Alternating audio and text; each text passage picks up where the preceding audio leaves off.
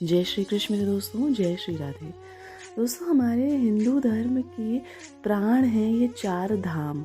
हमारे चार धाम जिनमें से एक है बद्रीनाथ धाम। दोस्तों, क्या आप जानते हैं कि कभी बद्रीनाथ धाम में भगवान शिव रहा करते थे। भगवान शिव पहले बद्रीनाथ धाम में रहते थे, फिर कुछ ऐसा हुआ कि भगवान शिव बद्रीनाथ धाम को छोड़ के केदारनाथ धाम चले गए। तो दोस्तों, आइए जानते हैं कि क्या है बद्रीनाथ धाम का महत्व, क्यों ये चार धामों में से एक धाम है, और ऐसा क्या हुआ कि भगवान शिव इस धाम को छोड़कर केदारनाथ धाम चले गए और यहाँ पे भगवान विष्णु विराजमान हो गए। दोस्तों, आइए जानते हैं पौराणिक कथाएं क्या हैं।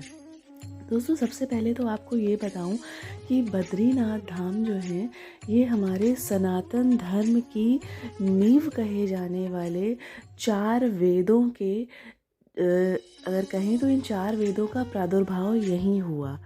भगवान व्यास ने, ऋषि वेद व्यास ने चारों वेदों को यहीं बद्रीनाथ धाम में लिखा। ऋषि वेद व्यास ने सभी पुराणों की रचना भी इसी बद्रीनाथ धाम में करी। दोस्तों, अगर हम शास्त्रों की माने तो बद्रीनाथ धाम में भगवान विष्णु तपस्या कर रहे हैं। अब आप सोच रहे होंगे कि भला भगवान विष्णु को तपस्या करने की क्या आवश्यकता हुई।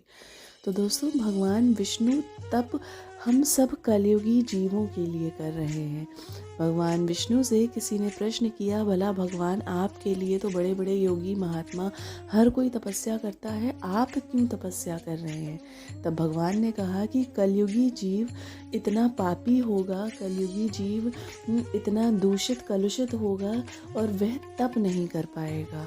उस कलयुग में इन मानवों को सही मार्ग पे रखने के लिए, इन मानवों को सही दिशा में रखने के लिए, इन मानवों पे कृपा दृष्टि बनी रहे, इसलिए भगवान तप कर रहे हैं। इन मानवों की सही सलामती के लिए भगवान तप कर रहे हैं बद्रीनाथ धाम में। तो दोस्तों, इसके बाद आइए जानते हैं कि बद्रीनाथ धाम में जब भगवान शिव रहते थे तो भगवान विष्णु कैसे आ गए और भगवान शिव क्यों चले गए। दोस्तों, एक बार भगवान विष्णु तपस्या के लिए एक स्थान ढूंढ रहे थे, एक उचित स्थान जहाँ पर भगवान तपस्या कर सके। भगवान ढूंढ ही रहे थे कि भगवान को बद्रीनाथ धाम दिखाई देता है।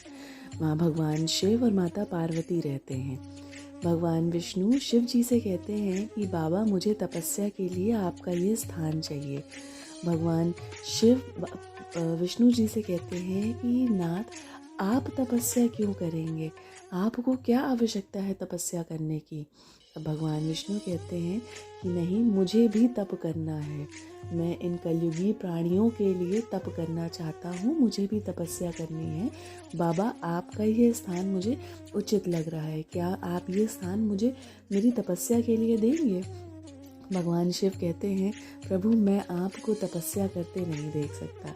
भगवान शिव भगवान विष्णु को वह स्थान देने से मना कर देते हैं। भगवान विष्णु कहते हैं कि ठीक है बाबा, अगर ऐसे नहीं दोगे तो फिर मैं दूसरे तरीके से लूँगा, तब तो अब मैं यहीं करूँगा। तब भगवान शिव और माता पार्वती देखते हैं कि एक छोटा सा बालक बाहर रुदन कर रहा है। अपनी कुटिया के बाहर देखते हैं कि बालक रो रहा है, बड़ा छोटा ही बालक है, आसपास कोई नहीं दिख रहा है। माता पार्वती को दया आ जाती है। माता पार्वती इस बालक को उठाकर अपनी कुटिया में ले आती हैं। भगवान शिव बार बार माता पार्वती को चेता रहे होते हैं कि यह बालक मुझे साधारण नहीं लग रहा, यह ज़रूर कोई दैवीय बालक है। और भगवान शिव कहीं ना कहीं भगवान विष्णु की लीलाएं तो जानते ही हैं, तो कहते हैं कि यह बालक मुझे साधारण नहीं लग रहा है, कुछ न कुछ दैवीय है ये बालक। तो माता पार्वती जो है वो उस बालक के रुदन पे इतना विचलित हो जाती हैं, उस बालक पे इतनी ममता उनकी बरसने लगती है कि वह सब कुछ भूलकर बस उस बालक को लेके आती हैं, स्नान कराती हैं, दूध पिलाती हैं और उस बच्चे को सुला देती हैं। फिर भगवान शिव और माता पार्वती स्नान के लिए निकल जाते हैं। जब लौटते हैं तो देखते हैं कि दरवाज़ा अंदर से बंद है। भगवान शिव माता पार्वती से कहते हैं कि देखा देवी, मैंने कहा था ये बालक ज़रूर कुछ दैवीय है। पर भगवान शिव कई बार दरवाजे को खटखटाते हैं, कई बार उस गेट को खोलने के लिए कहते हैं, पर दरवाज़ा अंदर से नहीं खुलता है। भगवान शिव समझ जाते हैं कि मेरे नाथ यहाँ पे तपस्या में बैठ गए हैं। भगवान शिव माता पार्वती से कहते हैं कि देवी, इस स्थान पर भगवान विष्णु तपस्या कर रहे हैं, अब हम कहीं और चलते हैं। और भगवान शिव और माता पार्वती केदारनाथ धाम में विराजमान हो जाते हैं। तो दोस्तों, ये तो थी कथा कि किस प्रकार भगवान विष्णु बद्रीनाथ धाम में आ गए और किस प्रकार भगवान शिव केदारनाथ धाम चले गए। इसके बाद दोस्तों, जब भगवान विष्णु तपस्या कर रहे थे, उनके ऊपर हिमप्रपात होने लगा। वहाँ पे अत्यधिक बर्फ़ पड़ने लगी और भगवान विष्णु पूर्णतया बर्फ़ से ढक गए। माता लक्ष्मी देखती हैं कि भगवान तपस्या कर रहे हैं और पूर्णतः बर्फ़ से ढके हुए हैं। उनको इस कष्ट में वे देख नहीं पाती हैं। माता लक्ष्मी एक बद्री वृक्ष यानी कि एक बेर के वृक्ष का रूप लेती हैं और भगवान विष्णु के ऊपर चारों ओर छांव करके खड़ी हो जाती हैं। भगवान विष्णु की सारी जो बर्फ़ होती है वह पिघल जाती है और हिमप्रपात फिर उस बद्री वृक्ष पे होने लगता है। भगवान विष्णु जब तपस्या से उठते हैं तो देखते हैं कि माता लक्ष्मी बद्री वृक्ष के रूप में उनके ऊपर से हिमप्रपात रोक रही थी और सारी बर्फ़ अपने ऊपर ले रही थी। तब भगवान विष्णु माता लक्ष्मी से कहते हैं कि देवी, जितना तप मैंने किया है उतना ही तप आपने भी किया है।